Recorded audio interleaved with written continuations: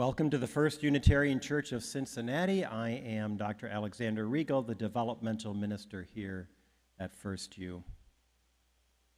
First Unitarian Church is a place where you are free to be you, no matter your race, your sexual orientation, your gender identity, your socioeconomic status, your age, or what have you. So bring your questioning mind, bring your expansive heart, bring your entire self to this beloved community. Our mission at First Church is it in the order of service? It's not? Oh, I'll have to tell you, but those of you who have it memorized may join me. To welcome all with love, to support learning and spiritual growth, to serve our wider community, and to work for justice, equity, and inclusion. That's pretty good. If you're visiting with us today, we especially welcome you.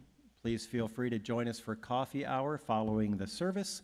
We'd like to have a chance to get to know you a bit and tell you about our beloved community. These flowers today are given by Nancy and Dwayne Smith in honor of happy endings and new beginnings. Nancy says, "We wish Alex great joy and much success, and we celebrate the beginning of Bridget's ministry." So before we continue with our service, let's take a moment and wave to the people who are watching from home on YouTube, and then rise and greet our neighbors, or if you're watching from home, feel free to say hello in the chat, and when you hear the singing bowl ring, please return to your seats. Hi, morning. Hi, good to see you. Good morning. How you doing? I'll double check it. If not, we'll come.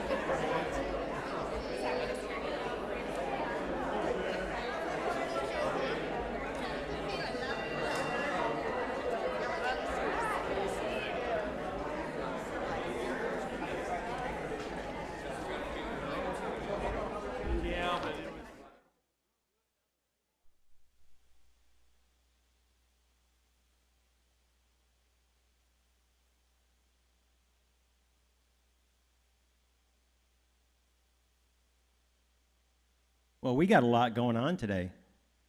Let's see, it's Father's Day, it's the solstice, my last Sunday with you all. Thank you. It's Flower Communion, and for those of you who didn't get the notice about Flower Communion, it's nice if you brought a flower to share. Please feel free to put it in one of the vases up here. At any time. But it's more important that you go home with a flower. So this morning on the way in, I made a detour and I bought lots of extra flowers. So even if you didn't bring a flower today, at the end of the service, when I invite you up, as we sing All I Ask of You, I'd like you to come up and get a flower to take a flower home if you would. But for now, we're going to light the chalice with the help of Kenzo, who is also going to do our musical interlude today.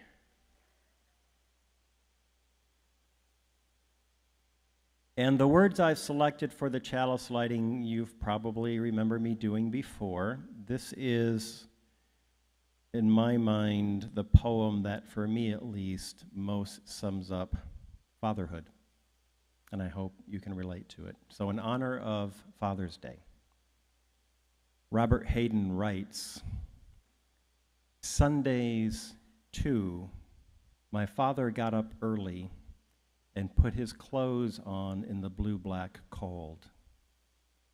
Then with cracked hands that ached from labor in the weekday weather, he made banked fires blaze. No one ever thanked him. I'd wake and hear the cold splintering, breaking. When the rooms were warm, he'd call, and slowly I would arise and dress, fearing the chronic angers of that house. Speaking indifferently to him who had driven out the cold and polished my good shoes as well, I gave him no notice. After all, what did I know? What did I know of love's austere and lonely offices? So for the fathers in the congregation this morning, the work you do as fathers does not always go unrecognized. Thank you for mentoring our young men and women. Our first hymn this morning is number 1021 in the Teal hymnal. If you have it, if not, the words will appear on the screen above the pulpit behind me.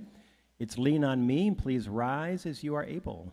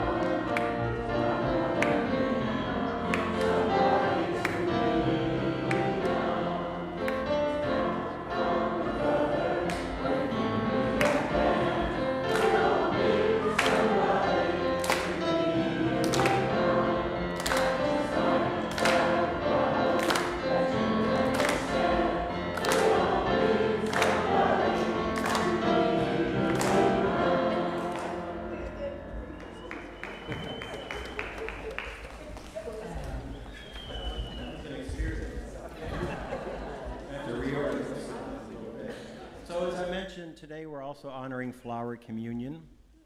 And for those of you who don't know, Flower Communion was started by Dr. Chopik during the Second World War. He was a Czechoslovakian Unitarian minister. And in the 1920s, he began a Unitarian church in Czechoslovakia. And by 1940, the membership of his congregation had reached 5,000 people. As we also know, by the 1940s, Europe was overrun by Nazi Germany. And one Sunday morning in the spring of 1942, with the SS waiting in the wings, Dr. Čapek spoke against the Nazi movement and was consequently arrested. He was taken to the concentration camp at Dachau, where he died a victim of medical experiments. But in the midst of war-torn Europe, he used flowers to remind the members of his congregation that in spite of all the misery they were experiencing, the world was still a beautiful place. It had a natural beauty that could not be defiled no matter what circumstances it faced. A beauty that permeated the flowers of the gardens growing beneath the echoes of Nazi footsteps. So today, we consecrate our flowers with the words of Dr. Čapek, who said at that very first flower communion, "In the name of Providence, which implants in the seed the future of the flower, and in our hearts the longing for people to live in harmony. In the name of the highest, in whom we move and who makes the mother and the father, the brother and the sister, the lover and the loner what they are. In the name of sages and great religious leaders who sacrificed their lives to hasten the coming of the age of mutual respect, let us renew our resolution, sincerely to be real brothers and sisters regardless of any kind of bar that estranges us from each other. In this holy resolve, may we be strengthened knowing that we are God's family, that one Spirit, the Spirit of love, unites us, and let us endeavor for a more perfect and joyful world." Toward the end of the service, I'll invite us to come up and take a flower to take home with us, but for now, if our musical guest could come play the musical interlude for us this morning. So Kenzo's going to play, and his mother Mari's going to accompany on the piano.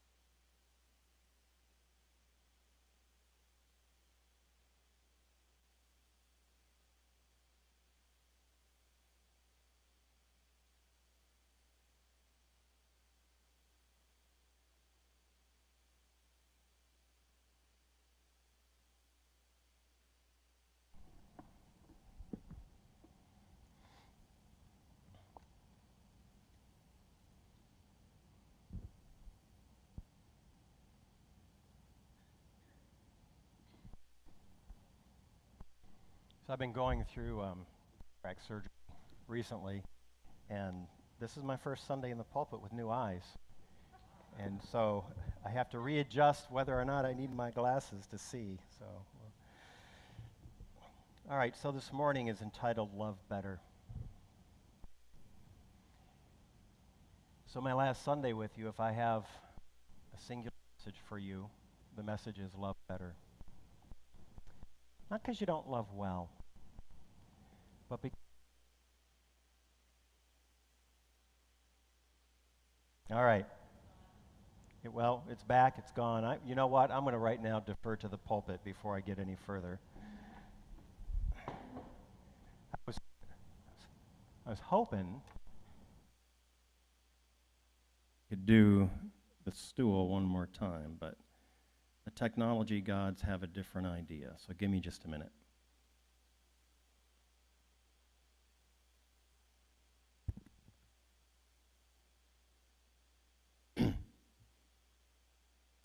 So what I was saying, and I don't know how much of it got cut out, is the title of this morning's sermon is Love Better. Because if there's a singular message with which I would leave you this last Sunday of mine with you in the pulpit, it is love better. And I don't say that to you because you don't love well, but we can always love better. We should strive in our humanness always to love better than we do. Because if there's any meaning in our human lives, it's how we show up for one another. That to me is the tale of the tape. So what I've decided to do is get a little indulgent and just string the theme of love from beginning to end on about a half a dozen readings, most of which are poems. And I hope you'll get the trajectory of these readings as I share them with you. So I'm going to read, maybe not, a little bit of commentary.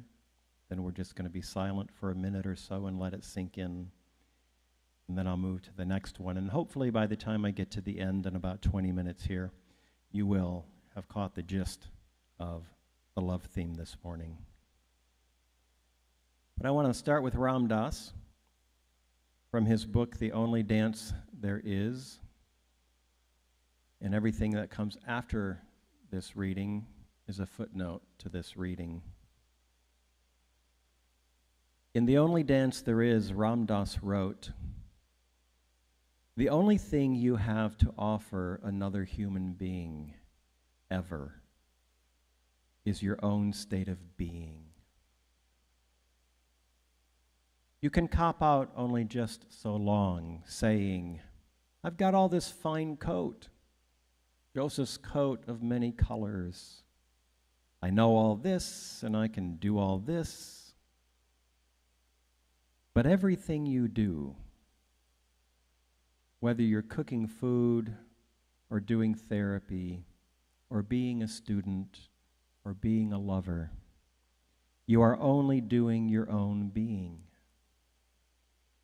You are only manifesting how evolved a consciousness you are. That's what you're doing with another human being. That's the only dance there is."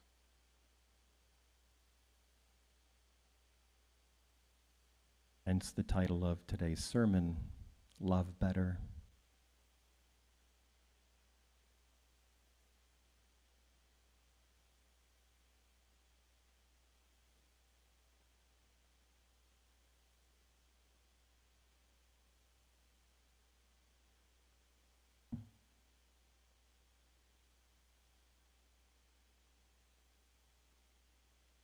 Everything you do, whether you're cooking food or doing therapy or being a student or being a lover, you are only doing your own being. You're only manifesting how evolved a consciousness you are. That's the only dance there is. And in that context, the words of the Apostle Paul have more meaning. In Corinthians, Paul wrote, "If I speak in the tongues of mortals and of angels, but do not have love, I am a noisy gong or a clanging cymbal.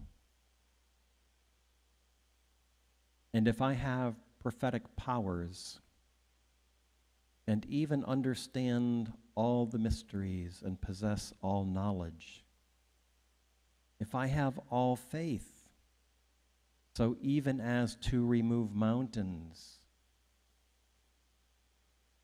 but I do not have love, then I am nothing. If I give away all my possessions, and if I hand over my body so that I may boast, but do not have love, I gain nothing."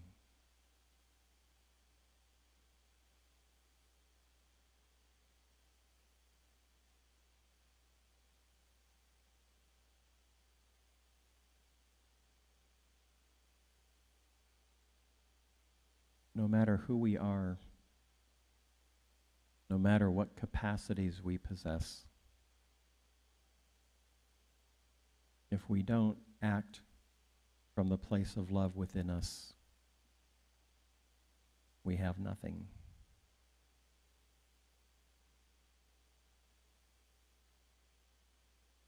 And so, Rumi says, as if to have read the Apostle Paul, maybe he did, "Hence, your task is not to seek love, but to remove from within you all the impediments to love that you find within you."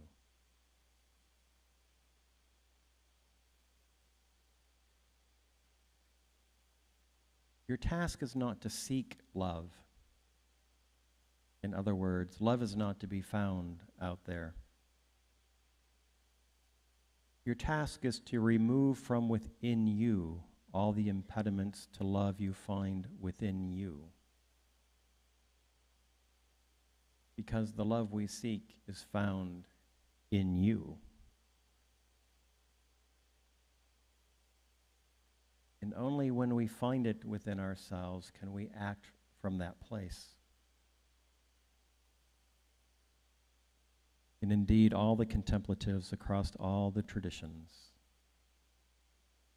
though they may phrase it differently, love, compassion, etc., tell us that the principal task of the spiritual journey is this inner work.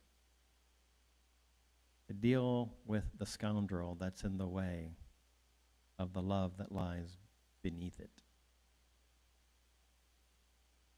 Your task is to remove from within you all the impediments to love you find within you.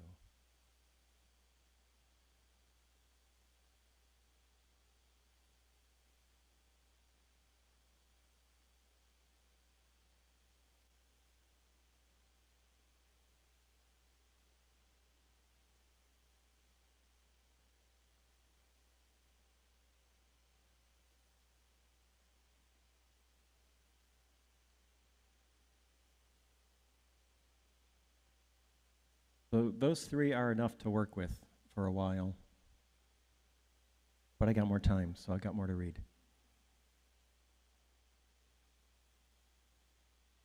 So if the task is love,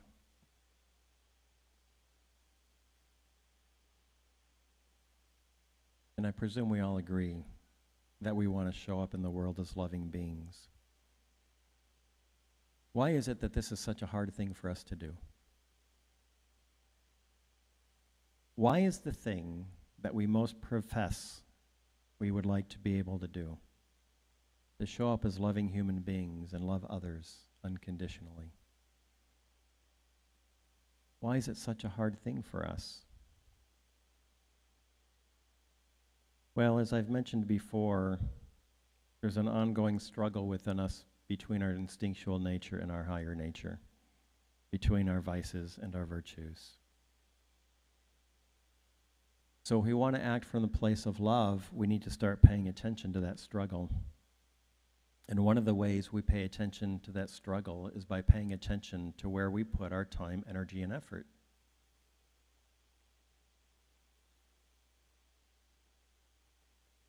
Most of us put our time, energy, and effort into our instinctual nature. And a little bit toward those virtuous qualities we'd like to possess, but just a little bit. And we need to reverse the foreground-background image there, and we need to put a lot more time into possessing those wonderful virtuous qualities, especially love, that we'd like to possess and from which we'd like to act, and a little less time in instinctual gratification, which can be a long conversation about how you spend your time. What do you read? How much do you doom scroll? Who do you hang with? Do you ever sit down with yourself in a quiet room and take that inner journey, that place of spaciousness and equanimity within you where all these wonderful qualities reside? You have to cultivate it. You have to make those things the focus of your attention, and that's what's behind Rumi's poem, Love Dogs, hence the photo on the cover of today's service. So before I read this, I want to talk about dogs. So if you look at that photo on the cover of today's order of service, that's my boy Godot and me out in the woods in northern Michigan one winter. And the thing a lot of people don't understand about dogs, and this includes people who have dogs, is just how significant is the pack instinct for them. And dogs are always oriented themselves within the pack, especially toward the expectations and demands of the alpha in the pack. So in this picture, I'm the alpha and Godot is in my pack. And we have a great relationship because I understand the nature of his pack behavior, and I understand that he needs to know his place in the hierarchy, and I understand that he's always monitoring me to see if he's okay. And he wants me to approve of him so he knows he can be okay. There's a nice tip on how to learn to train dogs, by the way. And so I just happened to take this shot up in the woods of northern Michigan one winter. It was just a selfie. We were out in the woods by ourselves. We'd walk for miles, and there was nothing going on, so we were actually playing fetch with a stick. We were having such a good time, I thought, I'm going to do a selfie with my dog, and that's what came out. It's a great photo. But it's a photo that, to me, exemplifies this poem. It's a photo that, to me, exemplifies how much Godot needs to know he's okay with me, how much time, attention, and energy he spends orienting toward me. And this isn't about Alex, it's just about where Godot's time and attention goes. Here's the lesson. One night a man was crying, Allah, Allah. His lips grew sweet with praising, Allah, Allah, until a cynic wandered by and said, so, I've heard you calling out. Have you ever gotten any response? The man had no answer. So he quit praying and he fell into a confused sleep. He dreamed, and in his dream he saw Kidder, the guide of souls in a thick green foliage. And Kidder asked him, why have you stopped praising Allah? And the man answered, because I've never heard anything back. And Kidder says, this longing you express is the return message. This longing you express is the return message. The grief from which you cry out draws you toward union. Your pure sadness that wants help is the secret cup. Kidder continues, listen to a dog howl for its master. That howl is the connection. There are love dogs no one knows the names of. Give your life to be one of them.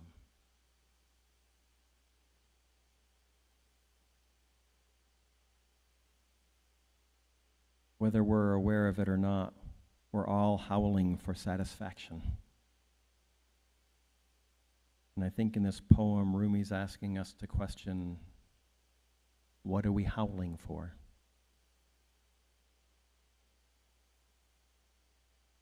Hopefully it's that which will encourage us toward love.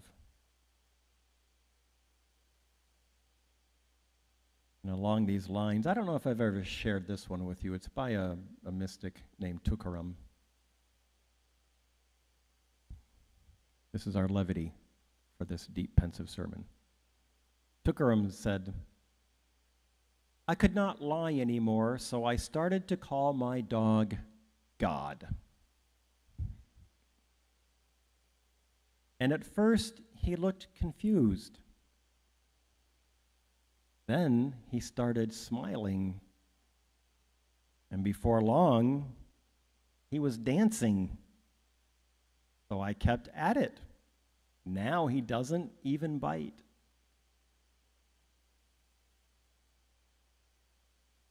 I'm wondering, says Tukaram, if this just might work on people.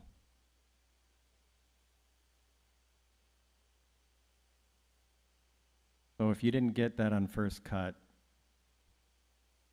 the message here is shower the scoundrels in your life with love. Maybe they'll stop biting.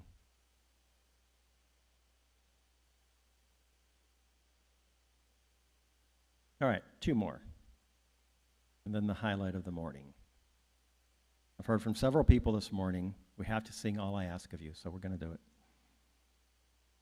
Rabia was asked, do you love God? Remember this one?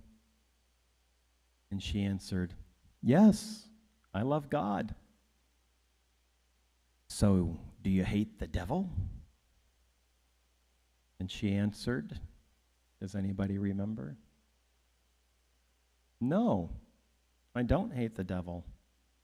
My love of God leaves me no time to hate the devil.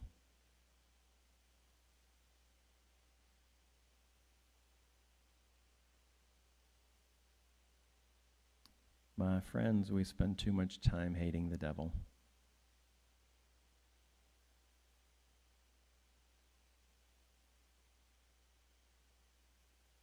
And so Hafez, and hopefully the trajectory of this sermon is now complete. Hafez wrote, and you've got to remember this one. Even after all this time, the sun never says to the earth, you owe me. Look what happens with a love like that. It lights up the whole world.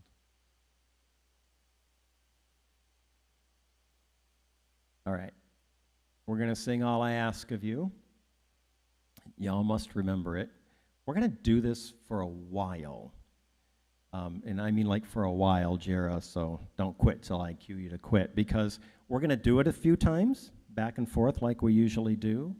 But then we're going to keep doing it, maybe just in unison after we do it back and forth a few times, while those who want to come up and get a flower to take home can come up and just get a flower. So If you would rise as you are able, please.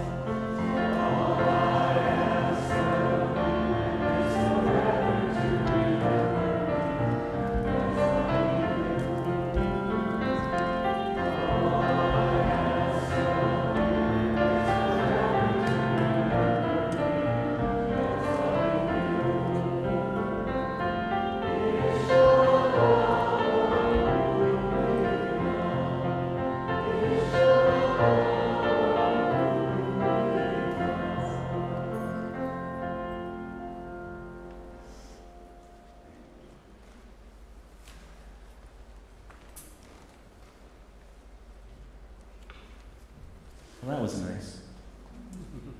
Can't believe I sang that long and didn't cry in front of y'all, so it wasn't so bad. So to cap off the thought for today, love better. One more mystic poem for y'all, Hafez.